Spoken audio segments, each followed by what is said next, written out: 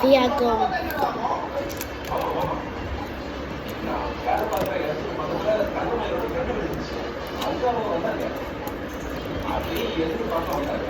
சரி திரும்பி வீட்டுல போயிடலான்னு போனேன்.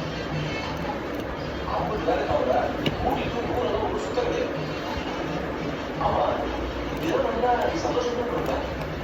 எதுக்கு நீ கோச்சுக்கிறீங்க? ஆமா எனக்கு திட்டத்துக்கு அவசியம் இல்ல. இங்க வேற பிரச்சனை ஒரு ஓடிட்டு இருக்கு. அப்பா குமார் அடிச்சாரா?